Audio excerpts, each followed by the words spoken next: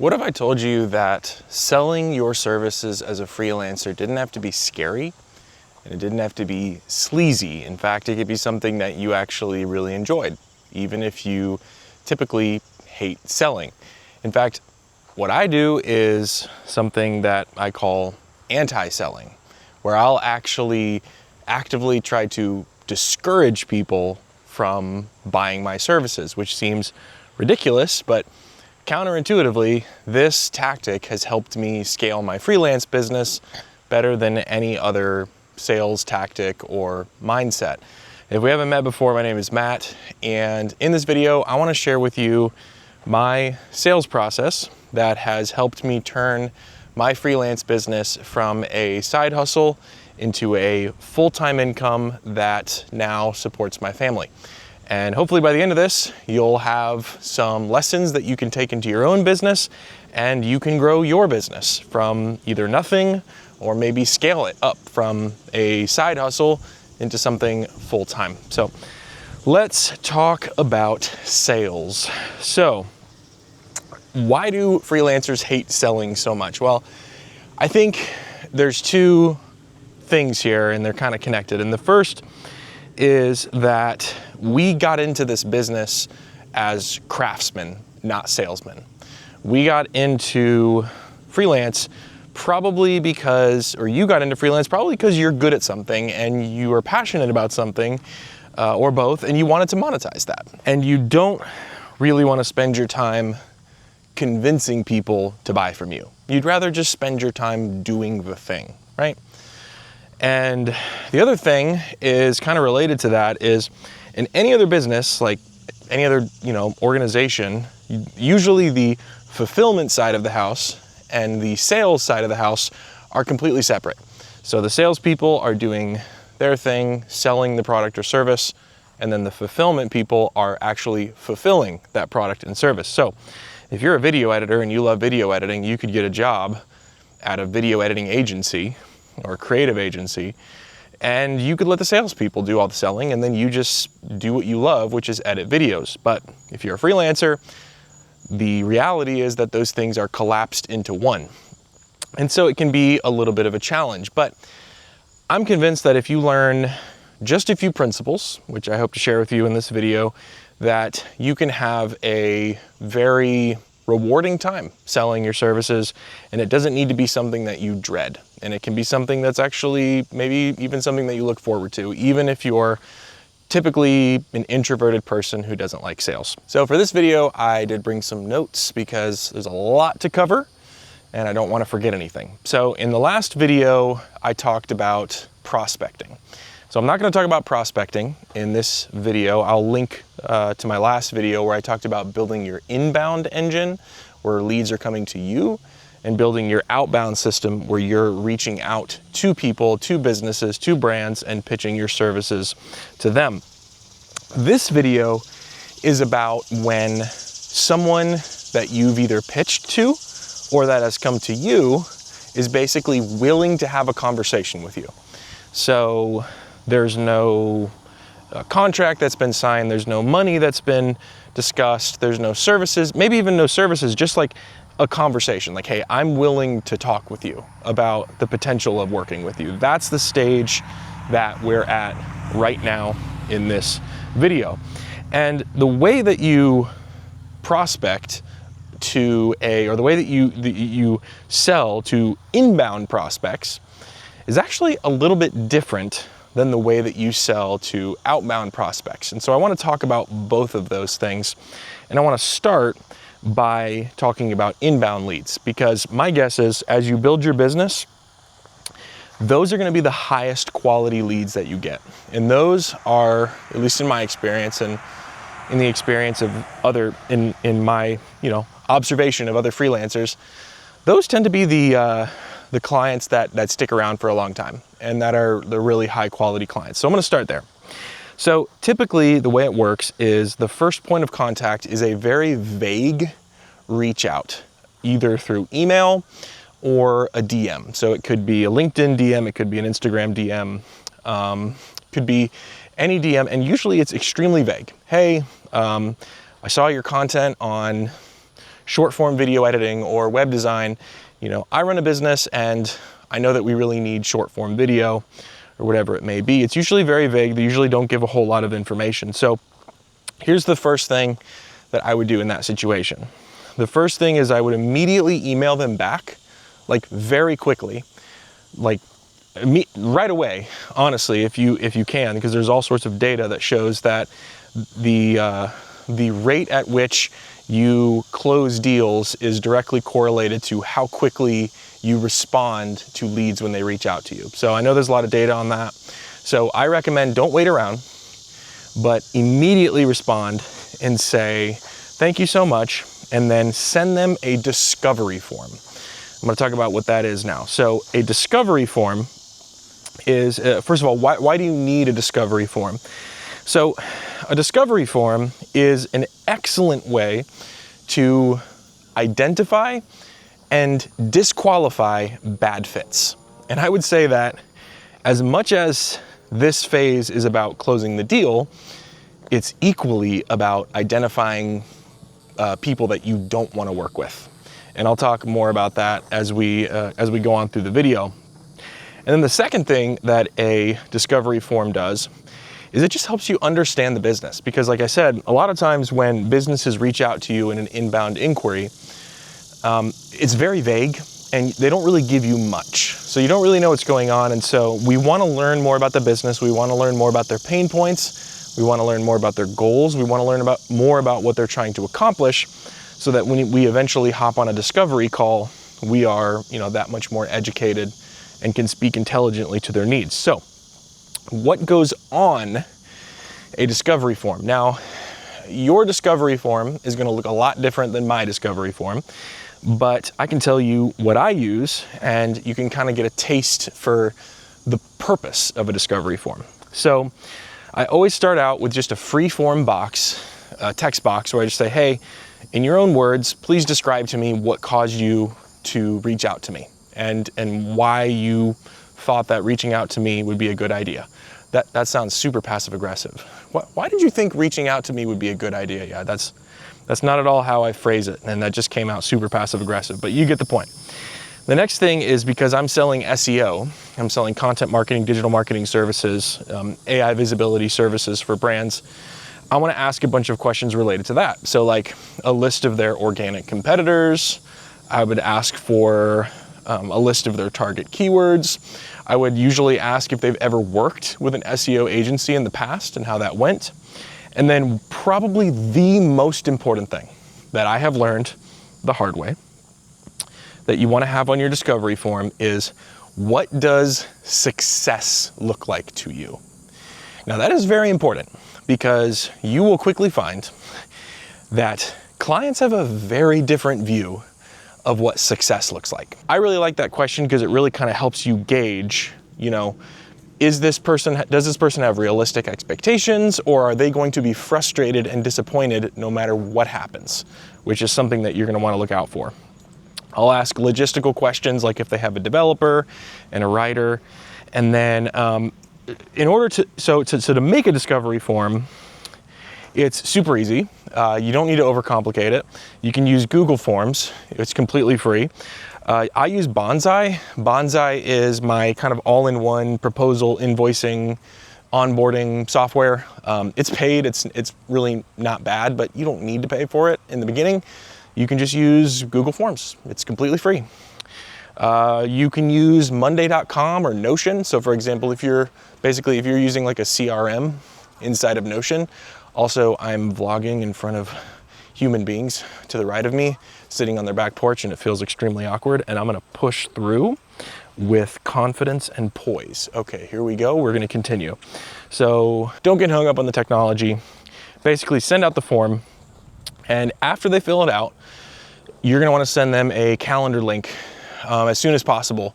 You can use Calendly, so I have Google Workspace. It comes with a free appointment scheduling, which is great. So some sort of appointment scheduler, you wanna get you wanna get a meeting on the calendar as soon as possible.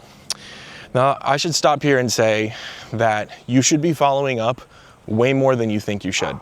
My first job was in sales, and it taught me that the people who are going to be truly successful are the ones that relentlessly follow up. One sales guy I follow said, "I will follow up until one of us is dead." That's a little excessive. I don't know if I would take it that far, but I will say that I think people assume that follow-ups are bothersome. In my experience, I've been selling, since, professionally, I've been selling since like 2014. And I can tell you that there hasn't been a single time where someone's been upset at me for following up. If anything, they're grateful. They say, "Oh my gosh, I'm so sorry. Like, yes, this slipped through the cracks. I definitely want to continue. Like, thank you for reminding me. Thank you for bumping this to the top of my inbox," etc. So follow up until they fill out that discovery form. Okay. So now I want to switch over to outbound leads. So now outbound is a little bit different because when you're reaching out to someone, you are asking them for the privilege of being able to speak with them and potentially start an engagement. So you do not have the right, you have not earned the right to assign them more homework, AKA a discovery form. So the last thing you want to do when someone says, "Yeah, sure, I'll take a meeting with you and we can talk about more about this," is say, "Okay, now I'm going to give you more work. Please fill out this form." You do not want to do that. For that, you do want to get on a discovery call as quickly as possible, chiefly because, well, one, a discovery call is very helpful, and we'll talk more about the importance of a discovery call in just a second, but also because you want to differentiate yourself from all of the nameless, faceless people who are blowing up their inbox and trying to sell them the same thing that you are. So if you can show your face on camera and be warm and be friendly, honestly, that is a huge differentiating factor. So I would recommend getting that discovery call as quickly as possible. Okay, on to the discovery call. This is where the inbound and the outbound lead converge, okay? This is where everything kind of comes together and it becomes one path. So first of all, in the year of our Lord, 2026, there is no reason why you should not be recording every single call that you have with a prospect or a client. It is too cheap. It is too easy. There are too many free tools to make this, to not do this. So I have Google Workspace. It comes with Gemini. Gemini does automatic meeting transcriptions and meeting recordings. It creates a really, really cool AI summary of the meeting as well as a transcript. If you don't have something like that, one thing that I do, like for example, if my client wants to meet on Teams or Zoom or something like that, I'll literally just take my phone, put it on voice memos, let them know, "Hey, is it okay if I record this conversation?" Not a single person has objected, and literally just record the audio from my MacBook into voice memos. And then when the meeting is done, I will take the voice memo, I will send it to Claude. I have a skill in Claude Code that will automatically transcribe all of my meetings, and it will send them to Notion, and then it will create a client item in my client's database in Notion. Now, if that all sounds like Greek, I'm kind of getting into the weeds here, but basically my point is you should be recording every single client call. Okay, so what do you say on the discovery call? So here's my go-to, and honestly, it's worked really well for me, and hopefully it'll work well for you too. I literally just say, I hop on the call, "Hey, thanks so much for taking the time. Listen, before I tell you all about me, I would just love to hear from your words. What's going on in your business? Like, what's going on? What are the pain points? Like, how can I help? What are you trying to solve?" And literally just shut up. Like, just shut up. Don't interject. Don't with the, "Oh yeah, I know what you're talking about. Yeah, well that's why I sell blah, blah, blah." No. Don't do any of that stuff. Literally let them talk. Let them talk. Ask tons of follow-up questions. What do you mean by that? Tell me more about that. Have you tried this? Have you tried that? How did that work out for you? Well, why haven't you tried this? Or if you did try it, why didn't, was it successful or not? Ask tons of follow-up questions. So now I want to talk about the thing that I mentioned in the intro, which is anti-selling.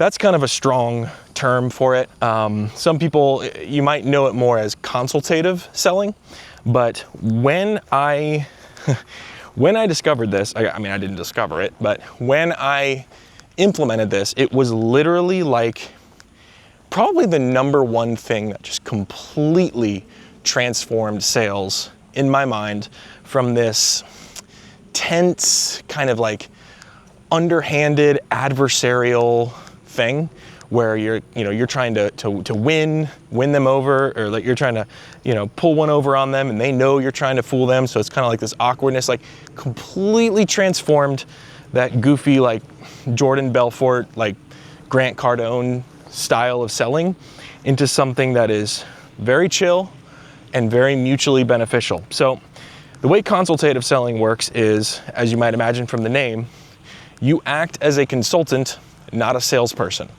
So your job is to unearth as much about the business as possible, and then to provide the best solution based on their needs, which may even be something besides you.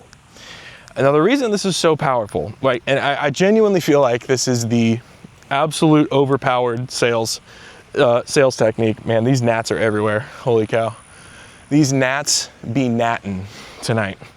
The reason why I think it's a completely OP sales tactic is it's like a win-win. Like, you can't lose with this, because number one is psychologically, it just releases all the pressure, because you go into this deal saying like, listen, if it closes, it closes. I'm just going to provide the best solution.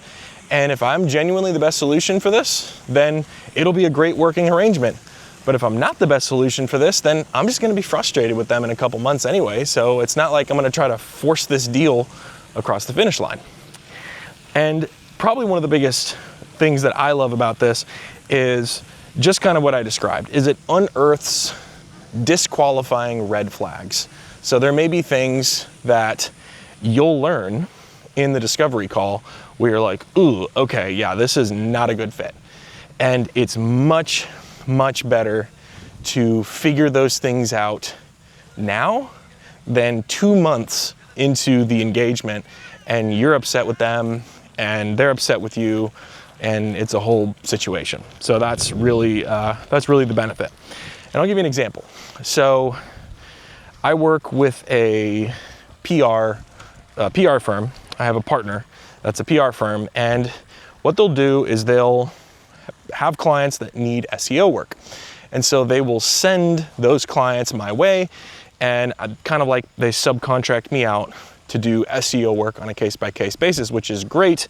And I should probably make another video on the value of partnerships, because partnerships are incredible. But anyway, so they're a great partner, and they sent me this business that needed SEO work. And I'll just say, for the sake of anonymity, that this person had a pressure washing business. Now, it was not pressure washing, but it was something similar to that. And this person had been extremely successful as a pressure washing entrepreneur, and they were now launching a course teaching other people how to start their own pressure washing business, which I'm like, awesome, I love the hustle. So they needed SEO. Well, I did a little mini audit on the total addressable search market, TASM, if you will, and I found that there was almost zero search demand for the thing that this particular person was selling. Now, this person had 14,000 Instagram followers of people who loved his stuff, who were passionate about starting this kind of business. And so I came back to my partner and I said, listen, I'll take his money, but I'm just letting you know right now, he does not need SEO.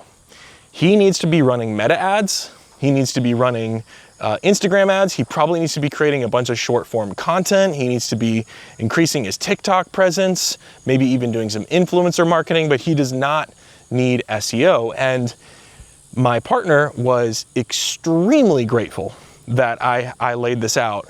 And so if anything, not only did it save us the frustration of a bad fit deal, But it also bought me a lot of goodwill with this partner because she's like, okay, Matt's the real deal, not just gonna take my money. So one other thing I wanna mention, do not ever, and this is, you might disagree, maybe some sales folks disagree. I don't think you should ever mention a price on discovery call. And I'll tell you why. Let's say you're not recording your discovery call. There is no written record. I don't like discussing any numbers of any kind unless there is a written record. Because then it can become, hey, you quoted me X, but now you're saying this, and then I say, nope, I never said that. That was not what I said on the call.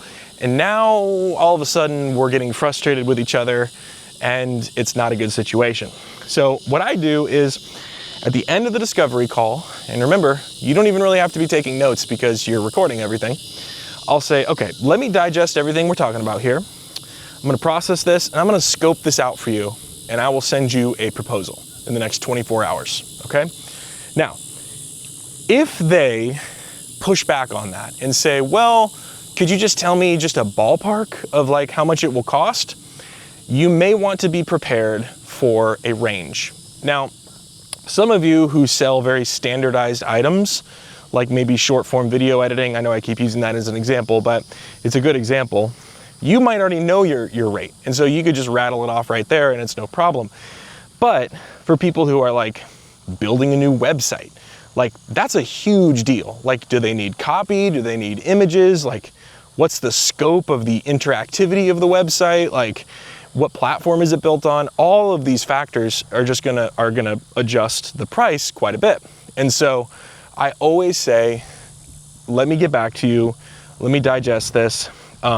But you could be, if you wanted to, you could be prepared with a range, or you could hold the line on that and just say, you know what, I can't really tell you because it's custom for everything, but I promise I'll get you a rate back in the next 24 hours. So what should a proposal include? So it should at least for sure include a recap of your conversation, including their goals and their pain points and what they're trying to accomplish, the exact deliverables that you're offering. So this is where it really pays to be specific.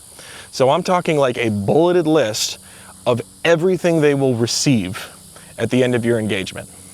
How many pieces of content, how many mock-ups of a particular logo, you know, how many edits of a video, how many creative variations for meta ads, you know, whatever it may be. And then your price. So you can do price points. A lot of people, you know, the classic pricing philosophy is you have 3 different price packages, and then people are most likely to pick the middle one. That's like price anchoring, right? So you anchor your price.